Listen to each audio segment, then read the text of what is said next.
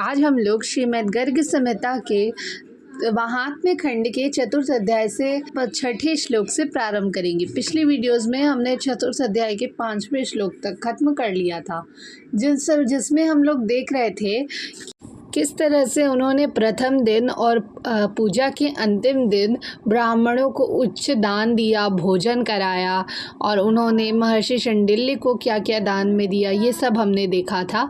और अब वो प्रभु श्री कृष्ण की वंदना कर रहे थे, जिसके पश्चात ततः प्रादुरभूत कृष्ण प्रियया पार्षदैः सह वंशीवेत्रधरः श्याम कोटिमन्मथमोहनः दृष्ट्वागतं तं शाण्डिल्यो राज्ञा च सर्वश्रोतृभिः प्रणामं तु चकाराशु स्तुतिं चक्रे विधानतः। तब श्री कृष्ण अपनी प्रियसी राधा तथा पार्षदों के साथ वहाँ प्रकट हो गए। उन सांवरे सलोने के हाथ में वंशी और बेत शोभा पा रही थी। उनकी छठा करोड़ों कामदेवों को मोहित करने वाली थी। उन्हें सम्मुख उपस्थित देखकर महर्षि शांडिल्य राजा तथा समस्त श्रोताओं के साथ तुरंत ही उनके चरणों में लौट पड़े और पुनः विधि पूर्वक स्तुति करने लगे। जैसा कि हमने देखा था कि जब कथा समाप्त हुई तो महर्षि शांडिल्य उन्हें कहते हैं कि अब आप अपने आंखें बंद करें और भगवान श्री हरि का ध्यान करें, श्री कृष्ण का ध्यान करें। तो उन्होंने श्री कृष्ण का ध्यान प्रारंभ किया श्रोताओं ने राजा के सहित।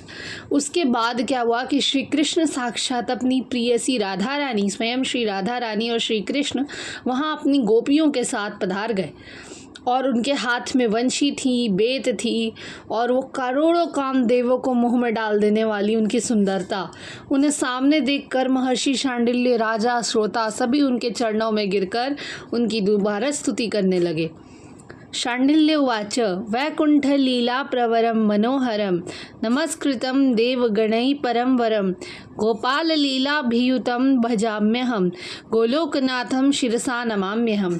शांडिल्य बोले, प्रभो आप वैकुंठपुरी में सदा लीला में तत्पर रहने वाले हैं। आपका स्वरूप परम मनोहर है। देवगण सदा आपको नमस्कार करते हैं। आप परम श्रेष्ठ हैं। गोपालन की लीला में आपके विशेष अभिरुचि रहती है। ऐसे आपको मैं भजन करता हूँ। साथ ही आप गोलोकाधिपति को मैं सिर झुकाकर नमस्कार करता हूँ। अब यहाँ पर साक्षात श्री कृष्ण पधार चुके हैं। इसके बाद जो महर्षि शांडिल्य हैं वो इनकी स्तुति पुनः करते हैं, जिसमें कहते हैं कि आप वैकुंठ लोक में हमेशा लीला में तत्पर रहते हैं, यानी कि वो वैकुंठ में अपने विष्णु रूप में रहते हैं।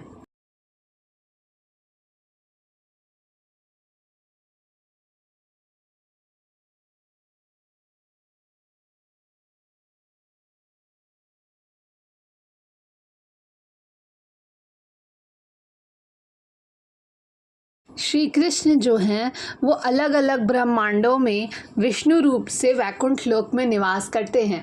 श्री कृष्ण एक ही हैं, वो गोलोक में निवास करते हैं और गोलोक परम है, जिसमें एक विरजा नदी है, जिसमें जितने भी ब्रह्मांड हैं, यानी जिसे हम पैरेलल यूनिवर्सेस के नाम से जानते हैं, वो सब के सब उस विरजा नदी में लौटते हैं। और हर एक ब्रह्मांड के अपने विष्णु ब्रह्मा महेश हैं, और हर जगह जो विष्णु हैं वो श्री कृष्ण के रूप हैं।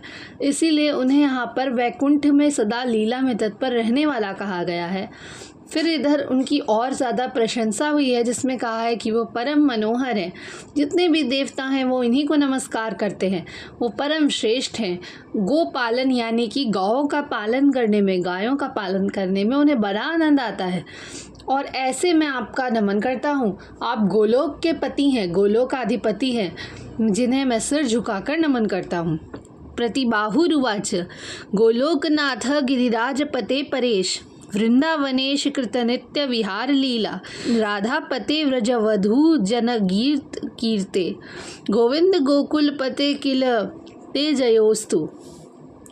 अब महाराजा प्रतिबाहु इनकी स्तुति करते हैं, जिसमें वो कहते हैं कि गोलोकनाथ आप गिरिराज गोवर्धन के स्वामी हैं।